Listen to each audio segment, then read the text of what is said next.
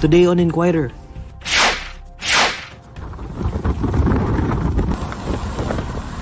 A storm battles through Guam. Pagasa downgrades Mawar into a typhoon. But State Weather Bureau says the tropical cyclone's intensification possible in the next 24 hours. President Bongbong Marcos certifies as urgent Senate bill creating the Maharlika Investment Fund. Manila court finds Peter Jamel Advincula, also known as Bikoy, in the totoong narco list videos, guilty of perjury. And Boston Celtics rally against the Miami Heat in Game 4 to prevent a sweep.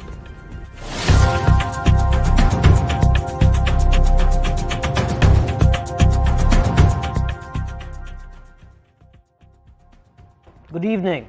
The State Weather Bureau downgrades Mawar from super typhoon to typhoon category, but says its intensification is still possible. To give us an update, joining us live is Pagasa weather forecaster Patrick Del Mundo. Sir Patrick? Good evening, Sir Neil, and to our viewers and listeners. So as of today, we have downgraded Super Typhoon Mawar into a typhoon category as of 8 a.m. today. And yung ating latest pong data, siya po ay huling namataan sa line 2,135 kilometers sa may silangan ng Visayas. Kung mapapansin po natin ay halos hindi pa po ito malapit ng ating Philippine Area of Responsibility. And for the past 12 hours ay movement po nito ay mostly halos papunta po sa north or papuntang Hilaga. And sa ngayon po, ay may taglay itong lakas ng hangin umaabot ng 175 kilometers per hour malapit sa gitna at pagbugso naman umaabot ng 215 kilometers per hour. Sa ngayon po, yung pinaka-nakaka-apekto po dito sa nagiging lakas nitong bagyong si Mawar ay yung subtropical ridge o yung high pressure area po na nasa taas nitong bagyong ating binabantayan na siya po nagiging dahilan kung bakit humina po itong bagyong si Mawar dahil po sa pagpasok ng dry air sa circulation nito. And ngayon na yung latest track natin or sa latest analysis natin, yung magiging track po ni Bagyong Mawar ay possible pa rin po siyang pumasok by Friday evening or Saturday morning. And yung mga pag-ulan po ay mostly mararanasan po dito sa may western section ng Luzon dahil po sa possible na paghila ng southwesterly surface wind flow nitong si Bagyong Mawar. And sa nakikita po natin ay possible po na magtaas po tayo ng hanggang signal number 3 sa may extreme northern Luzon dahil po sa paglapit nitong si Bagyong Mawar. Sir Patrick, nakikita natin yung mga video ngayon doon sa Guam, no, na talagang tinatamaan nitong bagyong ito. Siguro ang tanong ng ating mga kababayan ngayon, magla-landfall po ba ito o lalapit sa ating bansa? Well, hindi po natin inalis yung possibility ng landfall scenario and most especially inasan po natin na lalapit po itong si Bagyong Mawar. Possible po dito sa may extreme northern Luzon or pag pumasok po pala, tatawagin po natin ito si Bagyong Betty at ito po si Bagyong Betty papasok po at ng Friday or Saturday and lalapit po sa may extreme northern Luzon area. Friday or Saturday maaari itong pumasok sa Philippine Area of Responsibility. Kailan po kaya natin mararamdaman itong epekto ng bagyong ito? At gaano karaming siguro pag-ulan o gaano kalakas yung hangin ang inaasahan natin dito sa bagyong ito? As early as Saturday morning, inasahan po natin na magkakaroon na po ng paghatak ng southwesterly surface wind flow or possible po na habagat dito sa may western section ng Luzon, Visayas at Mindanao. So asahan po natin na sa buong Visayas at Mindanao, magiging maulan po sa buong weekends. And yung mga malalakas na hangin naman po ay possible maramdaman sa Sunday, dito naman sa may extreme northern Luzon, dala ito si Bagyong Mawar. Tama po, extreme northern Luzon ang pinaghahanda natin para dito sa bagyong ito. Tama po? Yes po, especially po sa may part po ng Batanes, Cobuyan Islands at Cagayan. At sila po yung maghahanda sa malalakas na hangin. Bagamat yung malalakas naman po ng mga pag-ulan, pinaghahandaan naman po natin dito sa may bahagi ng Visayas at Mindanao and Palawan po. Anong paalala na lamang natin sa ating mga kababayan, Sir Patrick, bilang paghahanda dito sa bagyong ito? Yes po, paalala po natin sa ating mga kababayan, patuloy pong umantabay sa magiging mga updates itong si Bagyong Mawar dahil po sa ngayon mataas po yung uncertainty dahil po malayo pa po ito sa ating kalupaan, nasa 2,000 kilometers sa labas po ng ating PAR. Sa mga susunod pang mga oras ay magiging crucial po yung mga changes at maaari pong malaki yung mga pagbabago, depende na rin po sa mga movement ng weather systems, kaya patuloy po umantabay sa mga updates sila lang sa Pagasa. Maraming salamat, Sir Patrick. That's Pagasa weather forecaster Patrick Del Mundo. As the Philippines prepares, Typhoon Mawar whips Guam, packing potentially catastrophic winds. The National Weather Service in Guam says Mawar's top winds had weakened slightly, but it remains a dangerous Category 4 typhoon. Based on the estimate of the Weather Service, Guam will receive rainfall of 10 to 15 inches, with some areas experiencing 20 inches or more, possibly triggering landslides.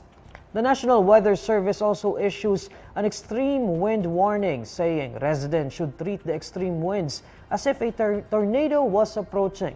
Residents are also urged to move immediately to an interior room or shelter. Meanwhile, U.S. President Joe Biden earlier declared a state of emergency on the island, while local authorities issued evacuation orders and opened temporary shelter.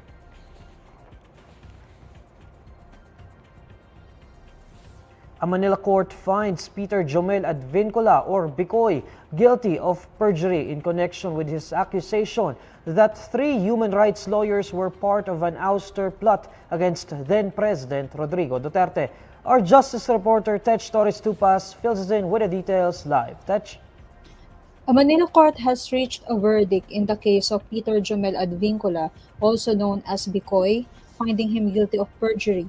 This verdict is in relation to Advincula's previous accusation that 3 human rights lawyers were involved in a plot to remove then-President Rodrigo Duterte from office. Advincula has been sentenced to a maximum penalty of 1 year imprisonment. The perjury case was initiated based on a complaint filed by lawyers from the Free Legal Assistance Group, namely Jose Manuel Chel Jocno, Lorenzo Tañada III, and Tio Dorte. In 2019, Advincula had accused these 3 lawyers of being part of a supposed plot called Project Sodoma, which aimed to oust President Duterte. The lawyers purportedly met with other opposition members on March 4, 2019 at Leung Hall in Ateneo de Manila University. Both Diokno and Tañada stated that they were attending the Leader I Want Senatorial Forum at Ateneo de Manila University on the said date, but they never encountered Advincula at the venue.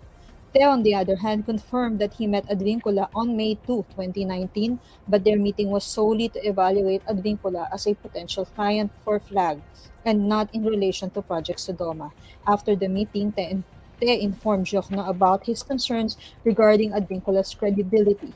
The Manila court considered Advincula's use of the word kami or us to imply his presence during the March 4, 2019 meeting. Based on the evidence presented, the court found that Advincula deliberately presented false information satisfying the required burden of proof for perjury conviction. Advincula's statements led to the PNP-CIDG filing of a sedition complaint against more than 2 dozen opposition figures, including then Vice President Leni Robredo, religious leaders, and human rights lawyers. However, the Justice Department later dismissed most of the complaints, including the one against the former Vice President. Neil? That's Tech Torres Tupas reporting live. President Bongbong Marcos certifies as urgent the Senate bill seeking to establish the controversial Maharlika Investment Fund. In a letter to Senate President Juan Miguel Zubiri dated May 22, Marcos tagged as high priority Senate Bill number 2020 or the proposed MIF bill, which is known to be his brainchild. The chief executive cited debilitating inflation, fluctuating and unstable prices of crude oil and other fuels, as well as continuing interest rate hikes in the international financial sector as justification. Marcos says there is a compelling need for a sustainable national investment fund. In certifying the bill as urgent, Marcos speeds up the bill's journey in Congress. It allows the Senate to forego the 3-day rule for proposed laws to be approved on the 3rd and final reading, 3 days after it passes the 2nd reading. Over the past days, there had been daily session deliberations on the proposed MIF in the Senate, which had been questioned by Senate Minority Leader Coco Pimentel. Last year, Marcos certified as urgent the lower chamber's MIF proposal, allowing the House to approve the bill less than a month since it was filed by presidential cousin, Speaker Martin Romualdez, and other House lawmakers. 42 lawmakers from the House of Representatives are calling for a probe into the fire that hit the Manila Central Post Office. House Resolution 1019 urges the lower chamber of Congress to conduct a thorough investigation in aid of legislation on the recent fire incident at the Manila Central Post Office. The lawmakers seek to assess the response mechanisms employed and evaluate existing safeguards and measures to prevent similar incidents in the future. The resolution cites the importance of the preservation, restoration, and protection of heritage sites as they contribute the promotion of cultural tourism, enhancement of national pride, and the transmission of our history to future generations. Manila's 6th District Representative Benny Abante has previously called for a probe to identify how the government can better preserve historical heritage sites. After 30 hours, a fire that burned Manila Central Post Office was completely put out on Tuesday morning. In 2018, the Manila Central Post Office building was declared an important cultural property by the National Museum. The Philippine Coast Guard confirms that 5 Filipinos are among the 39 crew members dead after a Chinese fishing vessel capsized last week in the Indian Ocean. According to the Chinese government's initial probe, there were no survivors from the capsized ship carrying 17 Chinese, 17 Indonesians, and 5 Filipinos. In a statement, the PCG expresses their sympathies to the bereaved families. PCG spokesperson Armand Balilo says they had been coordinating from the beginning with the Australian Maritime Rescue Center and the Chinese Embassy on the progress of search and rescue operations. Balilo thanks the Australian search and rescue teams that conducted an extensive area of operations amid unpredictable weather conditions. Australia had sent 3 airplanes and 4 ships to help in the international search and rescue efforts. According to Balilo, the PCG is coordinating with the Department of Foreign Affairs to reach out to the affected families and provide assistance. The Chinese vessel that overturned on May 16 was owned by Peng Lai Jinglu Fishery Company, one of China's major state-run fishing firms. The Philippine Amusement and Gaming Corporation announces it canceled the accreditation of Philippine Offshore Gaming Operator Service Provider CGC Technologies, Inc. This comes just a week after Pagcor issued a warning to its offshore gaming licensees and accredited service providers involved in illegal activities. In a statement, Pagcor says it canceled CGC's accreditation after investigations confirmed that it was involved in criminal activities, violating some of the conditions attached to its permit. Pagcor also ordered the forfeiture of CGC's performance bond effective immediately. It also imposed a fine of $350,000 to CGC's offshore gaming licensee Oriental Game Limited for its failure to ensure the legitimate conduct of CGC's business. Meanwhile, Pagcor Chair Alejandro Tenco warns Pogos with canceled accreditations and licenses to cease their operations immediately. Before its cancellation, CGC was already issued a suspension order. This followed an interagency search operation on May 4, where it was entangled in several allegations such as credit card fraud, serious illegal detention, and human trafficking activities. Police says the body of a missing 21-year-old woman was found early Tuesday behind bushes in Barangay Anafunan East in Tuguegarao City. Investigators identified the victim as college student Jasmine Grace Casale, a resident of Atulayan Norte Village. Tuguegarao City Police Information Officer Captain Rosemary Tagiam says Casale failed to return home on May 20 after telling her parents that she was meeting a friend.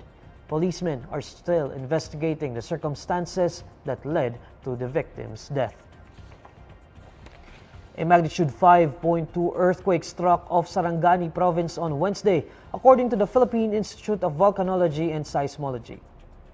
PHIVOLCS says the quake hit 51 kilometers southwest of Kiamba town in Sarangani province at 8:44 a.m.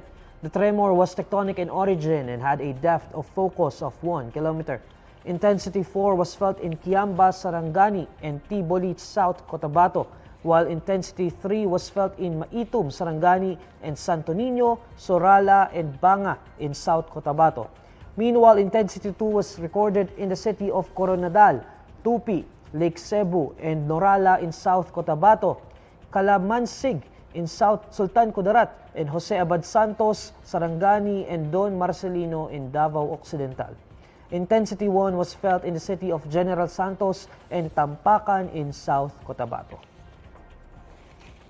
The Boston Celtics force a Game 5 after their victory over the Miami Heat, reducing the series deficit to 3-1. The Celtics keep their Eastern Conference Finals hopes alive following their 116-99 win over the Heat. Jason Tatum inspired the Celtics with 33 points, 11 rebounds, and assists. Jimmy Butler put up 29 points for Miami but managed only 1 of 4 three-pointers, with his team making only 8 of 32 attempts from that range. Boston, in contrast, made 19 of 45 three-pointers. The Celtics were facing the possibility of a humiliating 4-0 exit, but they will now be looking to put further pressure on Miami on Thursday. Meanwhile, the Heat is looking to reach the NBA Finals for the 7th time as they search for their first championship since 2013.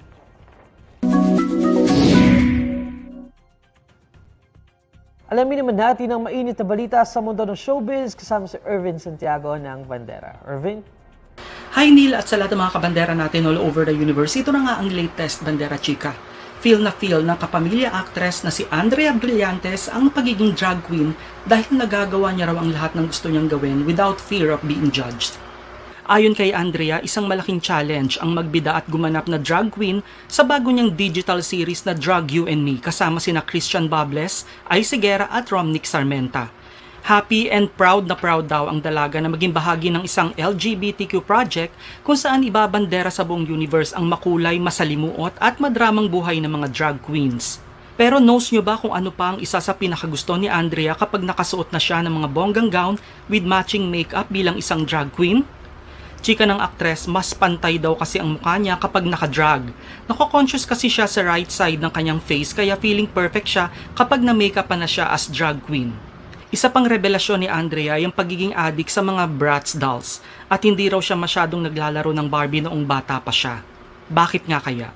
Pag nakadrag ako, feeling ko ang perfect ko. As in, iba yung confidence na nabibigay niya sa akin kasi parang hindi ako si Blythe eh. Nagiging ibang tao ako. May iba akong persona.